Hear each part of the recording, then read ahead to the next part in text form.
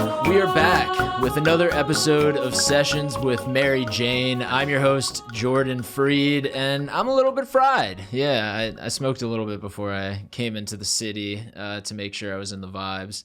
But we're back with another episode. When this is coming out, just to let you know, I have a big show coming up at Tommy Fox's in Bergenfield, New Jersey. That is, I don't know who else is on the show yet, but that is a Chip Ambrosia joint, and I've heard that he has great shows over there at Tommy Fox's in Bergenfield. So if you're available on December 20th, I know it's right before the holidays. You probably have holiday parties and stuff like that, but if you don't have holiday parties, I'd love to be your plans on December 20th, and that would mean a lot to me if you're in Jersey to come on out to that show. I will be dressed as an elf probably, because Jews can't be Santa. We could only be Santa's slaves. But enough about me. That's the show that's happening, and you guys could come to that. But right now we are joined in the studio with a very talented and funny comedian, Obi O'Brien. Welcome to the show. Hi, thank you for having me. Yeah. So you were saying we met at Matt Vita's 1 minute comedy competition. Yeah, we did. Apparently it wasn't as memorable for you, but it was a weird thing because like I live in Jersey, so when I go out to Brooklyn, like it was just 1 minute of comedy. Yeah, it was a lot of like me being like, oh, I'm going to make sure I'm there early. I'm going to take like the bus to the subway and then walk a little bit. And now I'm at the venue and now I'm hanging out at the venue and then do the show. And it's like, all right, now I'm just staying here after doing 1 minute of comedy. But it was cool to meet like so many comedians like yourself. That was the best part. There was just so many comedians there because we were each just doing 60 seconds. Yeah. It's definitely a good concept in that idea. And if you live in Brooklyn, it's probably like, oh, this is a fun thing to do. It's also like a reality check for I think a lot of modern comics because audiences like narratives, but then if we're asked, hey, tell us a joke, we're like, well, wait, I gotta kind of build up to this. And so like that 60 second competition he had was like, wait, do I have like short, clippy jokes that can fit within 60 seconds? And that starts becoming more important when we want to audition for clubs. Yeah, for sure. Especially with the popularity of Kill Tony. Like, people are like, what are you going to do with your 1 minute? Like, it used to be like, everybody's trying to be on TV and do 5 minutes. Mm-hmm. And now it's like, oh, like, you just have to have a really good 1 minute and be ready to get Tony laughing. Like, I know. It's so weird. How long have you been doing stand-up for? It's been I'm going into my third year now. Nice, cool. So you started post-pandemic? Post-pandemic. I had started out doing sketch comedy. Nice. Because I have like a theater background, so I really love ensemble. And then I realized that stand-up comedy demanded more truth, which ultimately helps as an actor. Yeah. Right? Definitely. Especially the I look like jokes. Yeah. You know, like you really have to understand what it is you look like in order to play characters. Definitely. And then you have to come to reckoning with that doing stand-up. Definitely. Yeah, it's like weird having to craft a stand-up persona that you're like, it's kind of like me, but like it can't just be me because like I'm not funny enough just as me alone, you know? Like there has to be some sort of exaggeration or focusing on certain details. Right. And then when it comes to like being in films and stuff like that, it's like I look like a different character whether or not I shave or not. Like so it's kind of interesting. Yeah. And it's like even with stand-up, it's like sometimes I go on stage with a beard. Sometimes I don't go on stage with the beard. Like, do people interpret me differently? Mm-hmm. Like, do you feel like people interpret you differently 100%. Based off of how you like dress on stage 100%. Or how you do your hair? Yeah, 100%. And it's like having to acknowledge that how they see you is not it's not an attack. Yeah. It's just how they see you. And actually the more you can love those parts of you and how they see you, like the stronger a performer you're gonna be. Oh, definitely. Yeah. I feel like it's really leaning into judgment and prejudice. 100%. Like I'll be perfectly honest. Like I have small tits. Like I would rather have bigger ones. I've spent my life wearing kind of like padded bras things. Like I even like when I was a teenager, I like duct tape them to create some sort of a cleavage. And then I realized I'm like, oh, you know what? Little titties are my superpower. Yeah. You know, I guess so. Yeah, whatever you say. everything they represent. It's like being able to embrace them for what they are and like stand there confidently and be like, yeah, this is who I am. Like it resonates with people because everybody has their own little titty thing that they feel like they wish was maybe something more or different. Interesting. Yeah. It's very funny. As a dude, like I've never been like bothered either way. Oh, really? About like, your I'm tits? Just like they're tits. You're like I'm just happy to see tits. Maybe like, it's because you just have great tits. Yeah, I guess so. Yeah. Interesting. Yeah. So, you've been doing stand up for a few years, but you said you were an actor first. Yes, I was an actor, and that also is where it's like hard because I don't have people want to cast based on stereotypes. Yeah. And you know what? Doing stand up, I don't blame them because the audience immediately hits immersion when you align with their view of how something should be. Yeah, for sure. And it takes like a lot of money to kind of move that paradigm. And I applaud those people who do it.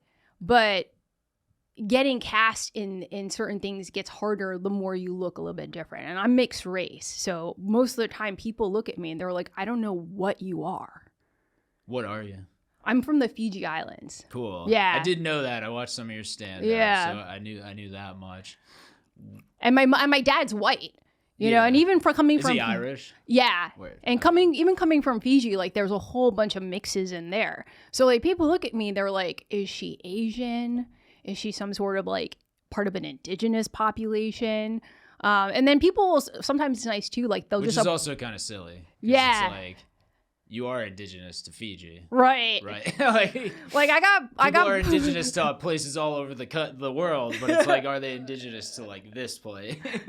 Yeah, like I got called an Eskimo looking bitch, and I was like, he's not wrong. like you know, it's like okay. Huh. Yeah. So have you been to Fiji? I haven't. It's a really long trip. Okay. And I will say, like, white people tend to romanticize these parts of the world. They think it's like tropical, but my family just having come from there like a generation ago, we see the darker sides of things, and I'm not really aching to run back to the village. Yeah. Like, that doesn't have infrastructure.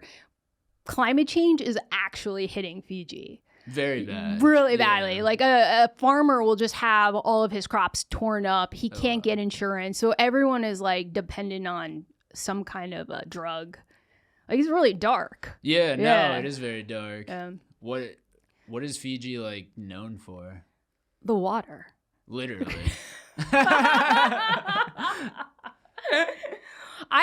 This is where I'm uneducated. Like, I don't know what their major export is. Word. I think they do a lot with sugarcane. So that's why I think like agriculture is big for them. So the fact that their crops keep getting torn up by tornadoes caused by climate change is kind of a big deal. Yeah. For sure. That'll be bad for everyone. Yeah. The Irish too. They love potatoes as well. But that was caused by the British. Damn, but we won't talk about that. I gotta too mix much. with somebody who hasn't gone through some kind of famine in their country. Who would that be? Wow. Where did you grow up? I grew up in New York. Nice. Yeah. What part of New York? Like East Side. East Side. Cool. Yeah. Actual Manhattan. Actual Manhattan. What was that like as a first gen? It's weird because people are like, don't you miss not having space, but you really don't know what you don't know. Yeah, for sure. Learning how to navigate the subways and the yellow cabs just feel like second nature. Yeah, you grow up faster for sure. Definitely. Yeah. In what ways did you grow up faster? You have to be more aware. Like you can't walk with your head in the clouds, which is tough for me because I am a dreamer. And now, especially doing stand-up comedy, I'm sure you experience this too. Like you're just walking around scripting in your head the whole time. Like I talk to myself, and then I'll get a little self-conscious and pretend I'm talking on the phone. But then I'm just like, whatever. Yeah, it's New York City. Any real New Yorker talks to themselves and stumbles into Port Authority or something. I've got like my spots that I like to write at because I feel like without having explained anything, like they get it. They get like I'm working on something and not just like a wackadoo that's going to cause problems. Wow. Yeah.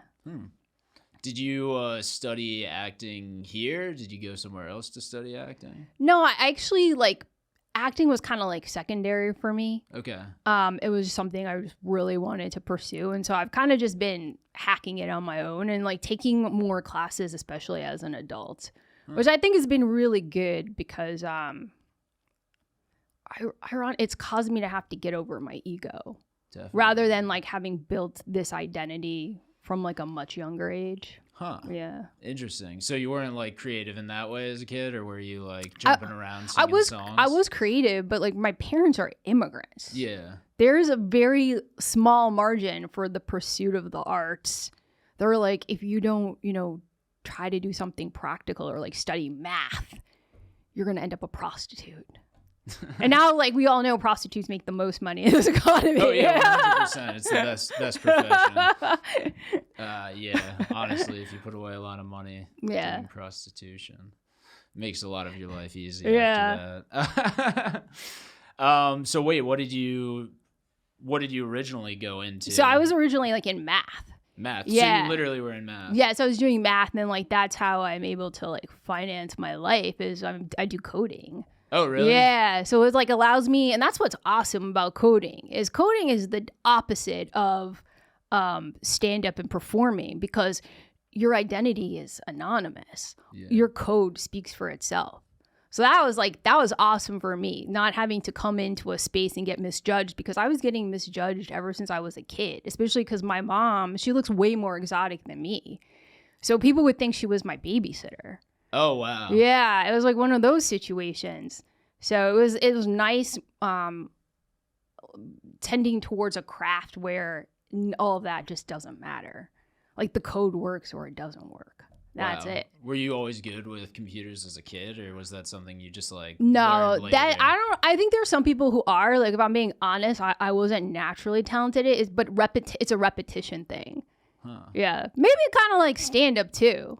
I don't really know anybody who was like naturally that good at stand-up, but I have seen people who've gotten a lot better just by getting the reps in. Yeah, I think some people are naturally good at stand-up, but I think like the actual like pain of doing stand-up and like going to a room where like you could be doing the same thing you do every single time and like being in the moment and still like they just aren't gonna laugh and you just have to like put your head down and like get into it. And I think like how people react to that like really shows like their professionalism and their time spent doing stand up, like people who've been in it longer, I feel like they embrace bombs more. Yeah. And I feel like being affected by bombs is like a very amateur thing.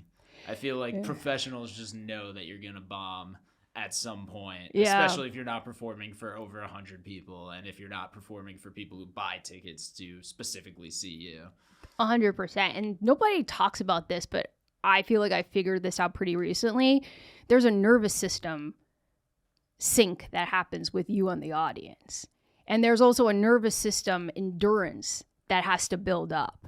And that the bombing that everyone talks about is basically your system getting conditioned to the nervous system hit.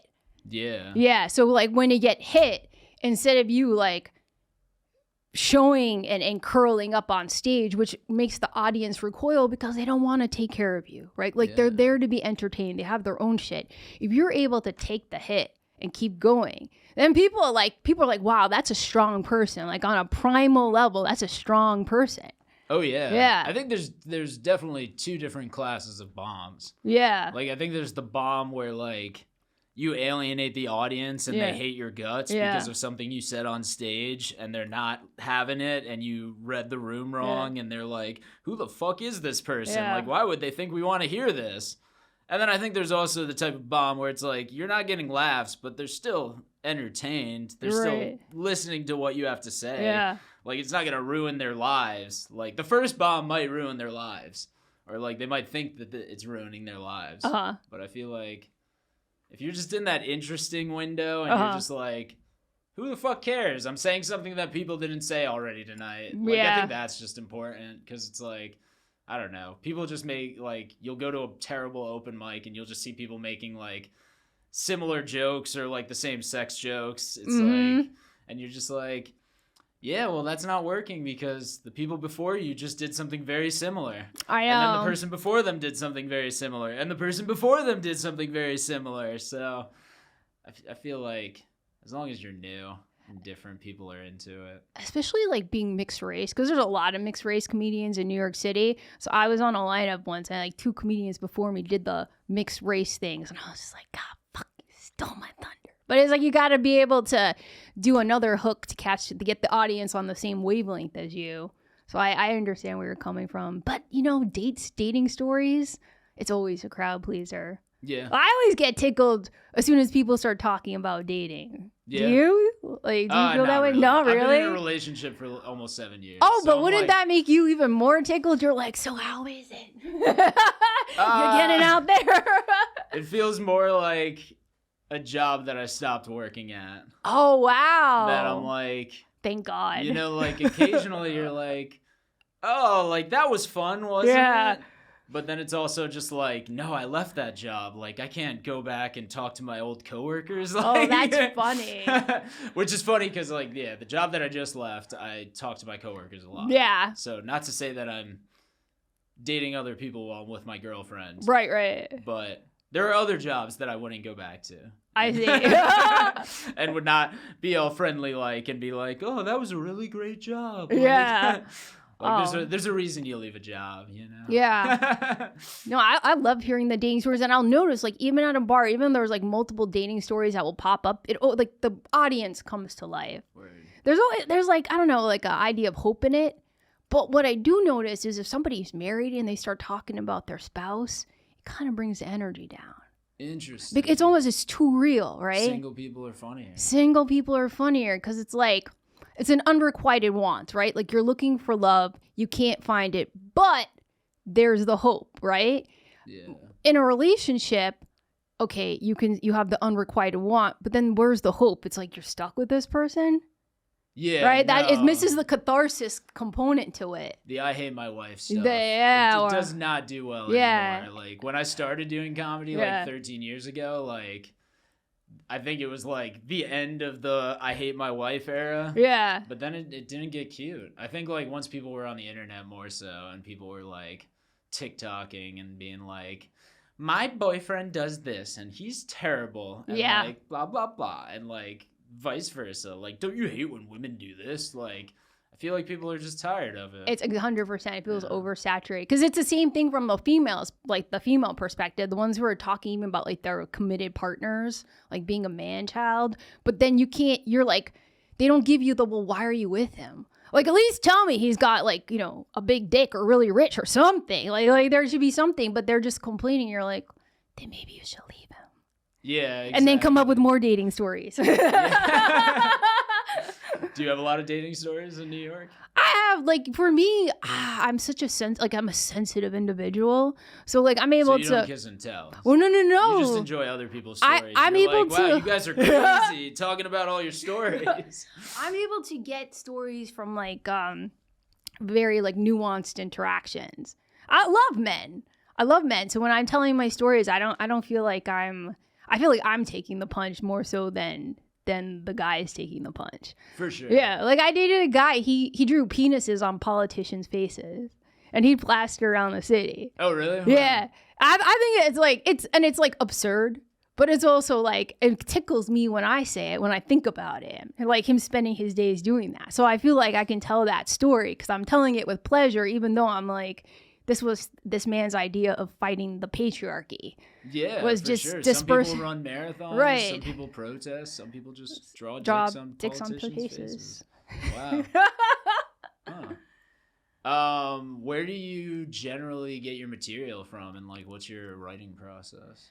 Anytime that I feel moved by something, I'll clock it. Is what I realized because. I mean, I'm sure you come across this. It's not so much what you're saying it, but like the energy behind it and the intention behind it. So once I'm able to clock that, I'm like, oh, okay, this is worthwhile. Because then I can go back to this memory bank and like pull from that when I'm performing on stage. Word. Yeah. You are on sessions with Mary Jane. Okay. You informed me that you were allergic to weed. Dude, I was just curious how you found out. Yeah, I first I like found out I was allergic to alcohol. Oh wow. And then I went to a party with my brothers. I have 2 older brothers, and they everyone was smoking weed, and I didn't even smoke weed. And I started like eating the salad that was there. There was like this big tray of salad. And I was like, this is the most delicious salad I've ever had in my life. And then they were laughing. They're like, oh, Obi, like you got secondhand high. And I had, in that moment, I committed myself. I'm like, I am going to do marijuana. Yeah. Because this is a wonderful feeling. And then I woke up the next day, head to toe rash, like just itchy. Oh, wow. Itchy beyond belief. And then doctor like gave me like told me I had to take like Benadryl and like gave me this cream. And I don't know if you've ever taken Benadryl, but like it makes you tired. No, so like having to work while wanting to pass out was just like enough of a scared straight where I was like, I guess I'm also allergic to marijuana. Wow. It sucked. Wild. It was like a short lived, but I honestly think of that moment so fondly every now and then. Like that was the most delicious salad I ever had in my life while I was on secondhand marijuana. Huh. Yeah. That's wild. Yeah. I had a Benadryl incident. Oh, yeah? Yeah, when I was in college, I was at a sketch comedy rehearsal, and yeah, I was just sitting in a circle, and we were just meeting. It was just like on a Sunday morning or something like that, or Saturday morning, and all of a sudden somebody just points at my arms, and they're just like, "Whoa, what's wrong with you? Like, what happened? Like, what is that?" And I'm like, "I don't know. It just showed up." Yeah. So maybe I was allergic to weed, and then I just powered through it. Oh, wow. Some of us are just stronger than others. I guess so. I was thinking about that. I was thinking we don't like to say that some people are winners and some people are losers these days. No. But that just is the case. Like, I don't even talk about being allergic to weed because I'm like, I can't find the humor in it, honestly. Maybe I'm too affected by it. I'm like, sometimes you just have to take the loss. Yeah. Like, I lost. There's probably something there, though. Yeah? There's probably a joke there. Yeah. Maybe I have to process it. I don't know. No, because, people are like, oh, do you have allergies? And it's like, yeah, no, I have really bad allergies. And it's like, we know you're high. And it's like, no, I actually have allergies to getting high. I don't know. What was it like? You don't seem like you're that old. What was it like growing up and being in a city that's very party focused and like not being able to drink, not being able to like not doing that? Oh yeah, not that you're not able to. Yeah. But that's just not a part of your life. Definitely a dork. Yeah, definitely a dork. Like, I didn't really do much, so that was it. I mean, like all the kids would hang out like Dorian's Red Hen, and then I just would walk by. Okay. Oh wow. Yeah. Huh. And I just had like my other like dorky little friends, and we had a crush on this guy, and we would just like walk by where he lived all the time, and that's how we would get off. We'd be like, oh, the lights, oh, stupid. Yeah, I don't have like very interesting stories from that perspective. In what way were you guys dorky? Like what types of shit were you doing? I just think there like it was a sort of thing where we didn't quite fit in anywhere. They like 2 of my best friends were like were these Indian girls, and we really loved dancing to Bollywood movies. So we would just dance to these like Bollywood movies, and we really were honestly we just weren't ready for a lot of things at a younger age. We just weren't there sexually, and we looked so dorky, like nobody wanted us either. So there was that too. So we just enjoyed being kids, honestly. That's good. Yeah, I just enjoyed, I feel like especially in New York, being it a kid. Gets dicey if you look older in New York. Yeah, because I had a person now who's my friend. We weren't friends when we were younger, and she would go to clubs. She was like 15 years old going to clubs, but she was hot. No, that's literally what I imagine every single person who grew up in New York City, because like I went to college with people who like, grew up in San Francisco, grew up in New York City, and grew up in wherever, Chicago, and they're all telling me stories about like getting with prostitutes in high school, and I'm just like, what do you mean you were doing this stuff? Like, I just went to baseball practice and went home and then went to bed and maybe played video games. That's like, funny. What are you guys getting into? Wow, they really set a standard. I mean, you still got to be hot, though. That's the thing. It's like, it's the standard of, like, still needing bodies, still need to have some money. Like, did they have money to... I feel like, yeah. Okay. I went to a private university. Yeah, so there you go. Everybody had money. It doesn't matter, like, where you are. It was like the scholarship kids who were like, yeah, I got a prostitute in high school. It's like, wow, that's crazy how far you've come. Like, now you're a scholarship kid. That's what gets people in trouble. They come to New York and they're like, it's a world of possibility. It's like, yeah, if you're hot and rich. Yeah. No, that is very interesting because, like, I do think there's, like, a romanticized vision of New York that just isn't really realistic. Mm-hmm. And I think that's kind of why the arts are dying and, like, why Zoran Mandani was so popular, because it's just like, well, yeah, like, mad people move to New York and they're like, I'm going to be going out to plays. I'm going to be going out to concerts. I'm going to go out to bars with my friends. Like, I'm going to go to all the museums. And then it's like, you get to New York and you realize, oh, shit, I have enough money to go out one time a month because it costs $200 every time I go out. 100%. It's kind of twisted. And then people already move here and sign their leases. And then they're just like, cool, we got your money. Like, you signed a 1-year lease. Like, you got to spend all your money in New York. Have fun. Locked in. It is. I feel like we're living in an interesting time because we have all these platforms so people can do more entrepreneurial things. But I've noticed that people don't take as big of risks artistically these days as they used to. Like, I was looking at old SNL and it just had grit to it. Yeah. And like, even the production value these days is like so high that it loses something. Like, there's nothing funnier than if you're going to do a sword and a stone to have like a plunger. You know, there's like a plunger on stage that this person is like assigning so much value to. And I feel like that has kind of trickled down even to like the more indie spaces. I just don't see people taking risks. Like, they want a theater to tell them that they're good. Yeah. Instead of just being like, let's just put on a show. Well, yeah, I think that's kind of like where UCB's kind of downward spiral started.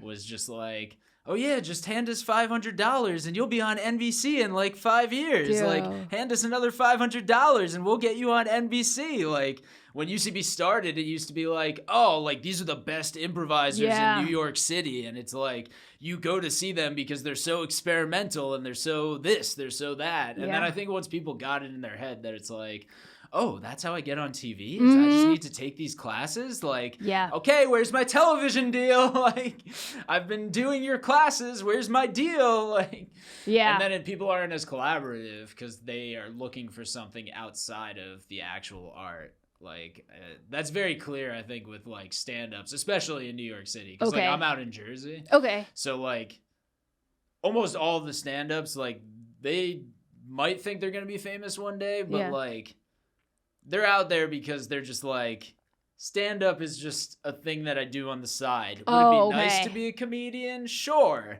But, like, not many people do stand-up in New Jersey, at least, like, for a long time, thinking, like, I'm going to be so famous. Like, this is the fast track. Like, they're just doing stand-up because they're like, I'm sad and I want to go to bars 4 nights a week. And, like, maybe I'll be famous one day, but it's like, no, I don't think anybody goes out there to do it. It's like more like fantasy football bets that turn into 5-year hobbies in New Jersey, as opposed to New York City, where it's just like everybody comes here and they're like, this is where I have to go. I'm going to be on Broadway. Like, I'm going to be in all of the clubs. Like, I'm going to be at the Comedy Cellar in no time. Like, get me on the Comedy Cellar. Well, that's how they get you now, too, with the bringer shows. Yeah. Like, sure. 7-person bringer. What? Yeah. Do you know, you know how expensive that is? Like $25 a ticket, a $20 minimum spend times, 5 to 7 people. It's like, shit, why don't you just rent out a room? Exactly. Just rent out a room and put your own thing up. It's cheaper. Oh, yeah. And it's going to be more fun. 100%. Yeah, that's kind of a hack that 3 years in, I feel like people should hopefully start getting. Oh, man. That it's like, the bringer apparatus. Like, my one defense of bringers is, like, you will always have to sell tickets if you want to be a successful comedian. Yeah. So there is that aspect of it, but it's kind of disingenuous to be like that early in someone's career. The early, yes. Yeah. It's like, Yep. everybody come out and see me. It's like, oh, they don't have an agent. They don't have a manager. They're barely making enough money to get by. Like, they can't make an advertisement to be like, I've got shows in New York City, Baltimore, Boston. Like, come on out. It's like, there's not that stuff. Like, you'd be surprised. Like, I worked at a music venue, arts venue, comedy venue, film venue for like a year and a half. And it's like, we were like self-funded by the guy who ran the place. Oh, wow. So like there wasn't like a bottomless pit of money. There weren't like grants. There wasn't like a board that was raising money and having galas. And like if people don't have promotion power behind them, like you'd be surprised how hard it is for people that you think are like very popular to sell tickets. Yeah. Like I don't want to name names, but it's just like, what? This person can't sell 600 tickets? It's like, they're famous. Like, how do people not know about them? How do people not want to come see them? But yeah, now that the internet is grossly entranced in our lives and like people live the COVID life, you have to up the game so much. And to be like, just come to this comedy show. Like I felt bad the other day. I had friends come out to a comedy show and there were like 5 other people in the audience and a drunk guy who was just disrupting the show the whole time.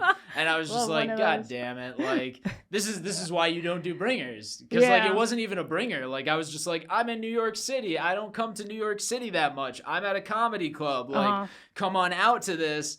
And then it's like you get that, and then you're just like, well, it would have just been better if I told them not to come. Because then it's like, now they're going to have this impression that my shows are like this. Yeah. When it's like, my shows are really like my special when like people bought tickets to that and came out to it and they were coming to see me. And it was like that. It's like every comedian should be trying to be in that area where it's like, you're a headliner. People come to see you because you do 30 minutes. It's tough when you're just doing 10 minutes and you're like, yeah, come and see me. But there's 8 other people doing 10 minutes and you're going to have to wait through them to get to me. And it's a weeknight and the show starts at 9:30. And I'm like, oh God, like, why did I tell people to come to this? Like, I know why I told them to come to it because I'm like, I want people to come to my shows, but it's also a very different type of thing. I feel like 7 minutes is a good sweet spot, both as a performer and as an audience member. Like, unless the performer is just so good that they have beat shifts built into their act. Like, even if you like beautifully constructed jokes, there has to be like a shift in tempo, a shift in like an act out or something. If it's just like the same the same rhythmicality that benefits them at the beginning, people just like zone out. And that's just a harder standard to have. Yeah.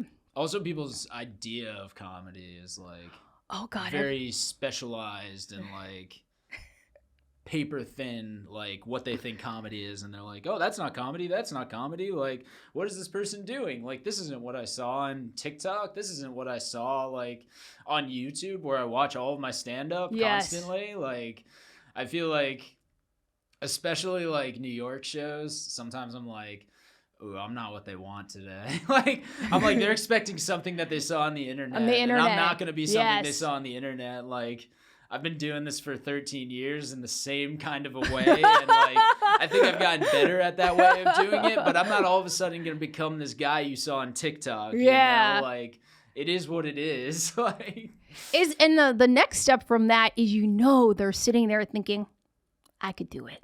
Yeah. Oh, yeah. I could do it. Yeah, for sure. And I love it because I host an open mic, and where's that at the Pit. Sure, I host an open mic at the People's Improv Theater, 4:30 on Mondays, and then a ladies' open mic 6:30 on Saturdays. And I'll invite people up who are sitting in the audience, especially the ones that come to lurk, but they're not really laughing. They're like, "I'm like, how'd you come up?" And they come up and they're like, "Oh my God, it's so bright up here. It's hot. I can't see anybody." And I'm like, You see, every person who consumes comedy should have to go to an open mic and just know, what does it feel like to stand up there and also hear your voice on the microphone? Traumatizing, right? The first time you heard your voice on the microphone, you're like, sure. The fuck I sound like that? It's awesome because I got myself like used to it early. Yeah. And I feel like I was disgusted by my voice like 12 years ago, but now I'm just like, okay, it sounds like that. Yeah. Hopefully that gets me hired someday. Yeah. Now you have your own podcast. Annoying. Like, you just embraced that disgust and look, we're here. It's amazing. Yeah. I guess so. I don't know if people enjoy listening to my voice. Maybe they just watch the transcripts like go by on YouTube. Well, I love the ambiance of this place. It's so classy. I was like, I just want to live in here. Yeah, shout out to Gotham. Yeah. Apparently they're actually redoing this room. Oh, so okay. by the time that this episode comes back or comes out, this room will not even look the same. Oh, You're wow. in a piece of history I'm right in a piece now. of history This now. is the Chrysler room. That's pretty cool. At this point in history. Okay. What's your experience been at the pit? Wonderful. Did you do improv there? Or, like, do you do sketch? Do you do improv? Okay, yeah, I got started in sketch. So I got started in sketch, and I just wanted to write. And then they kept talking about, like, beats. And I was like, beats? I was thinking of it from an acting perspective, like a shift in tonality, intention. But it's like, no, these are, like, comedic punchlines, basically, that you're trying to hit. And so I did take some improv. I kind of flunked out of that. Like, I have a lot of respect for people who do improv. I love precision. And that's why I think I ended up finding my way into stand-up, because it favors precision, but then also the wild card and the playfulness mixed in with the precision. Yeah, for sure. So you did sketch comedy? I did sketch comedy. I did a lot of sketch comedy. And that's where I can say that I actually put my actions to words. We put on our own show every month at this like attic in the city. Oh, nice. Yeah, like you'd walk in there and we were like hoping the electricity worked. We would bring our own lights to create a stage. Like, it was, when I think back to like what we did, it was me and like a team of people. What were you guys called? Googly Eyes. Googly Eyes. To create this, because there's a lot of us, like, you know, former musical theater kids and like other creative types who just wanted to put on whatever. And that's what Googly Eyes was. You can just put on whatever. But it was a labor of love. Like, we'd get in there, we'd clean up the place because you just never knew what state it was going to be in. Definitely. We'd stack the chairs, climb up on the, to put up the lights. Like, it was a whole thing. And we did that like once a month for like maybe like a year and a half. Wow.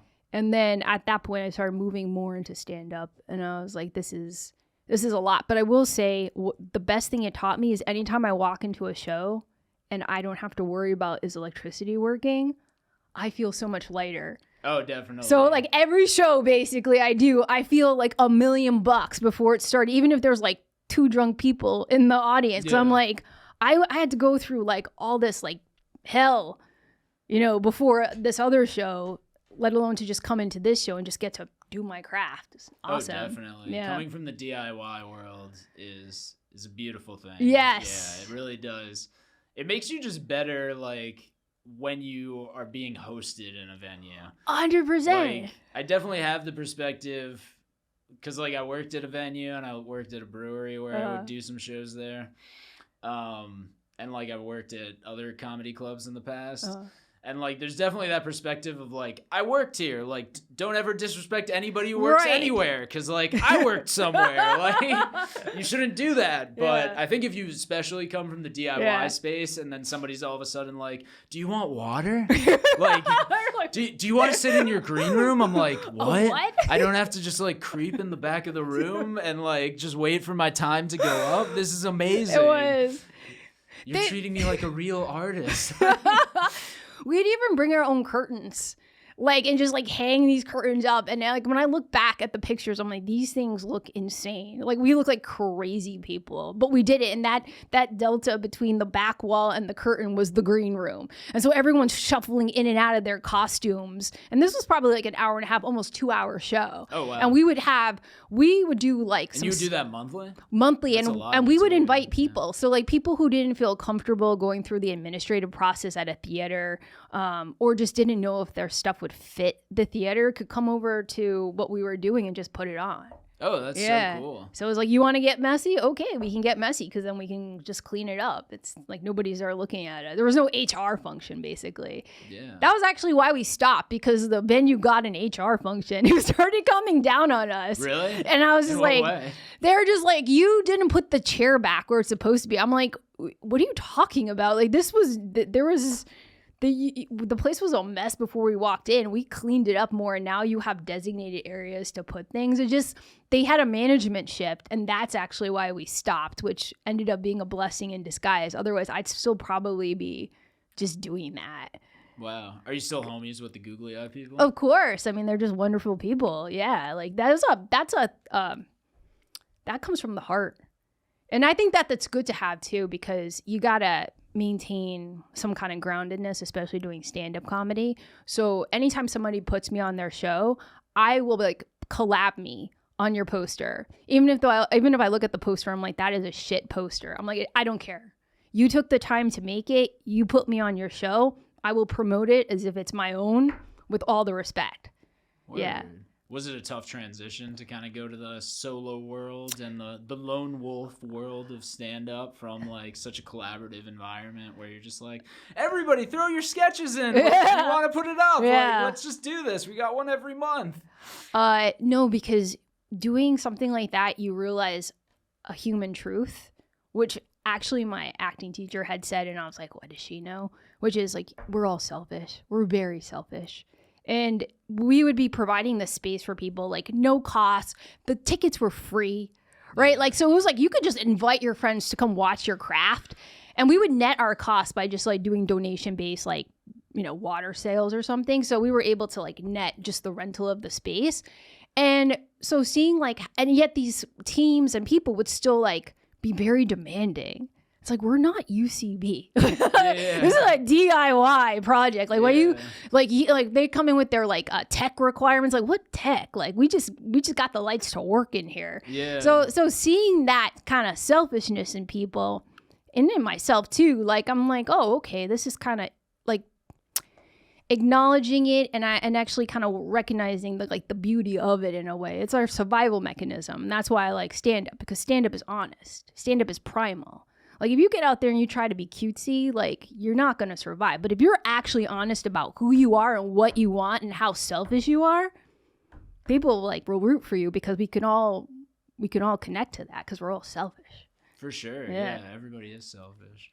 What types of characters, like, what were the classic characters from your googly eye runs? Like, what were you normally cast in?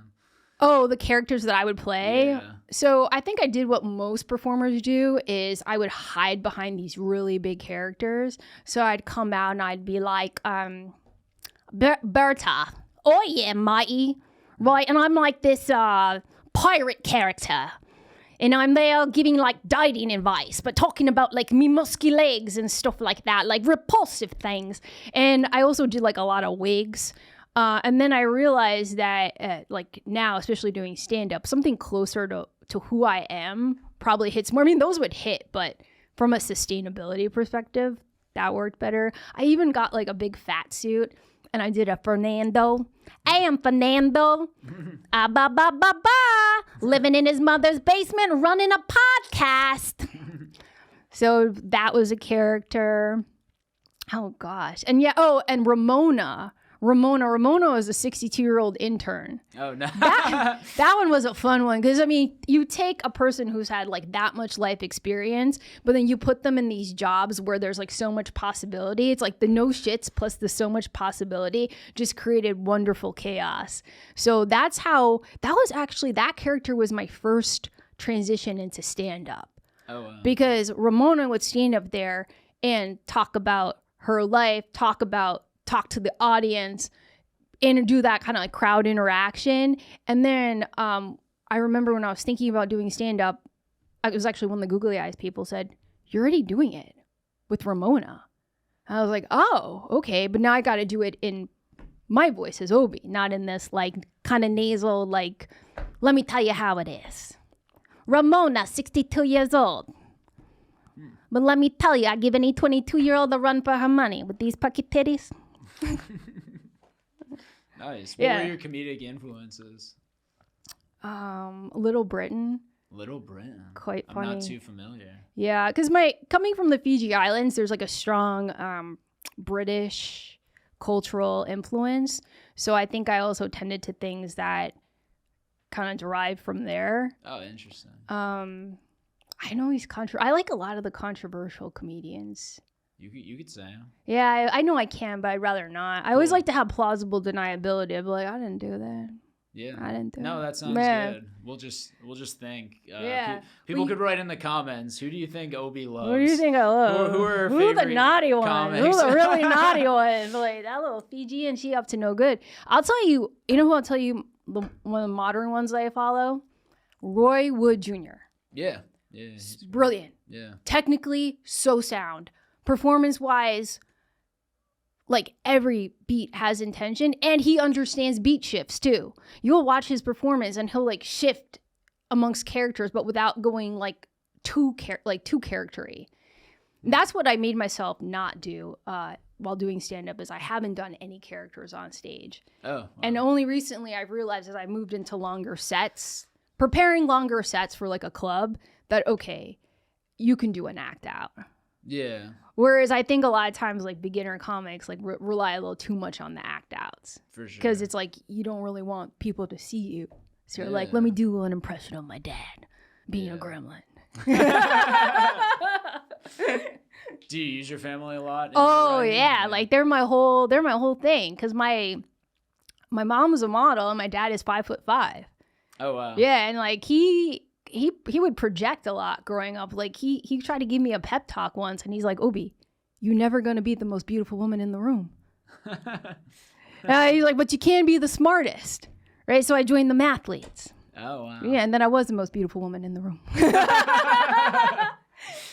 So it was like that. There's like that kind of dynamic. Like this man who like he does mean well, but he like projects all his own insecurities. Where he's like, you know, you're not tall, you're not blonde, you have no boobs. Like life's gonna be tough for you. Like that's just his perspective. And I'm like, oh okay. And I'm like, wait, but Dad, not everybody's tall, blonde, with boobs. I think it'll be okay. No.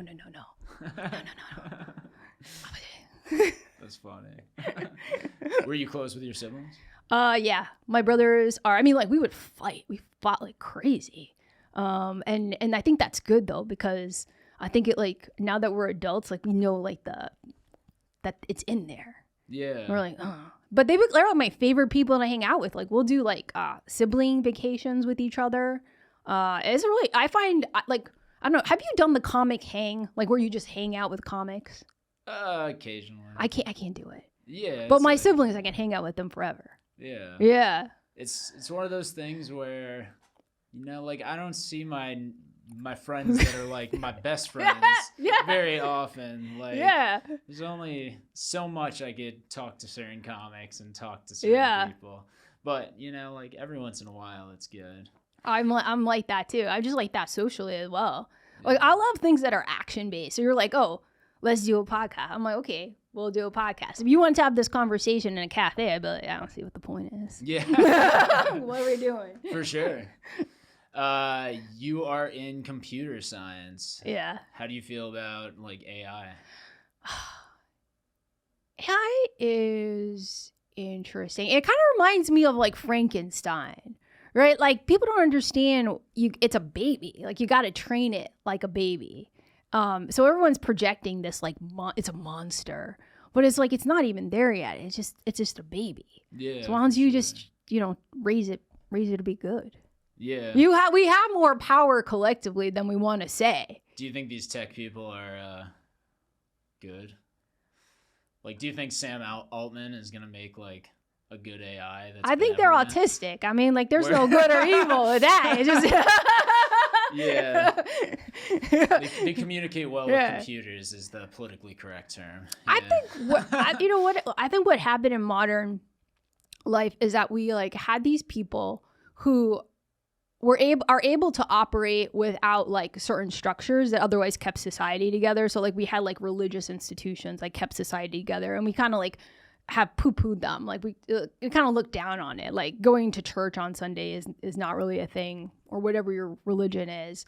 It's like a secondary thing, but people still need structure and they still need hierarchy. So they just forming it in different ways now under different ideologies. Yeah, like this is your Bible. Right. It's like I read it every day. Like it tells me exactly what I want to hear. It makes me feel good. I don't think about death. Like I get to be with my family. 100%. And so that's where I think we're going to get into trouble when people are not honest about what we need.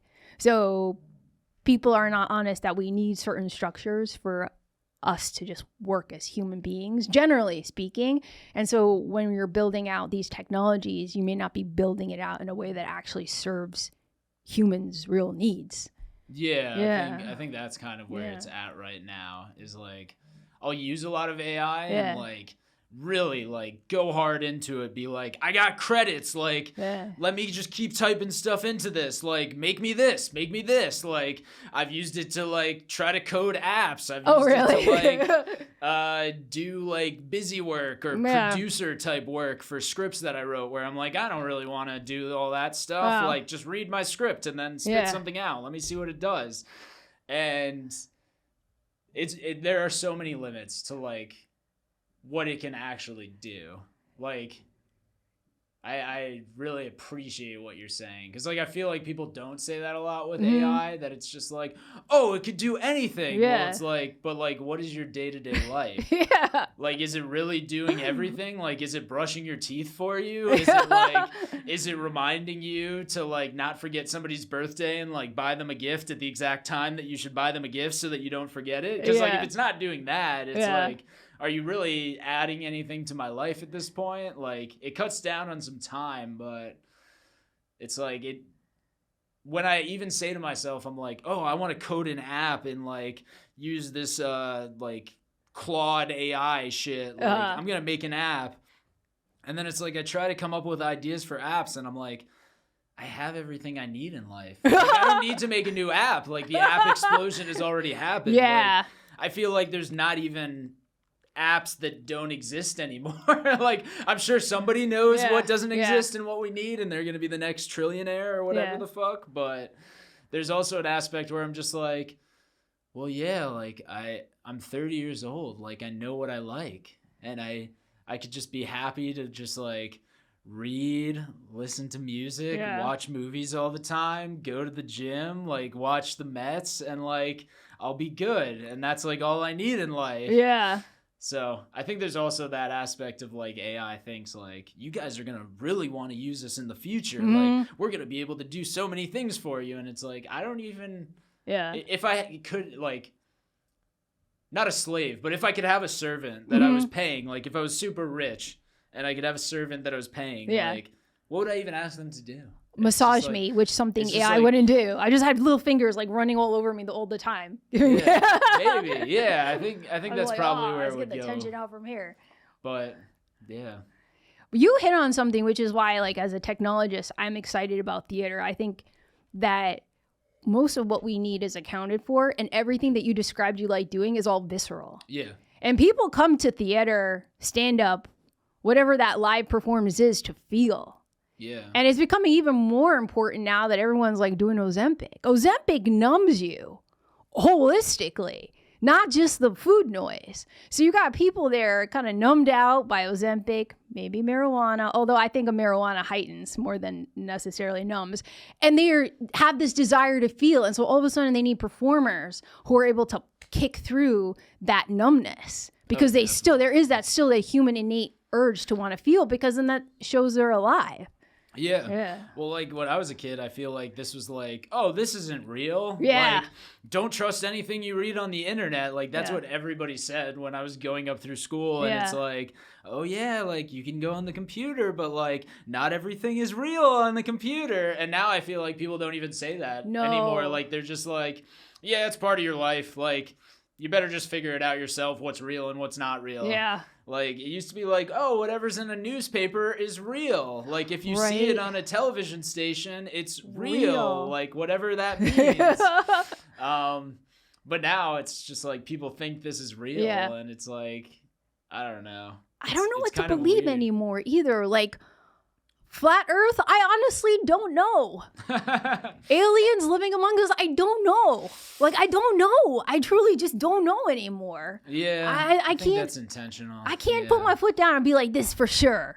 Yeah. You know? I think they're just the powers that be are trying to confuse us. Yeah. Because, like, if you don't know what's real, then they could just tell you whatever they want. And if they're the people with the more money, they could just be like, well, you don't know what to think, but Yeah. we're showing you commercials every 5 seconds, so Yeah. we must be right because somehow we came up in front of your face. Like, this is real. Like, Real. your OnlyFans girlfriend is real. Just keep paying her and keep paying into OnlyFans and making that person who owns it rich. Like, Oh gosh, you know what the female equivalent of that is? I'm sure you do. what? ChatGPT. Really? Oh God, we're all in all my friends and I are in relationships with ChatGPT. Really? I don't know much about this. We could have men in our lives who like have it all together, who listen to us, but only ChatGPT will just have the same rhetorical discussion with us and find new ways to unpack the same discussion over and over again. But that becomes addicting.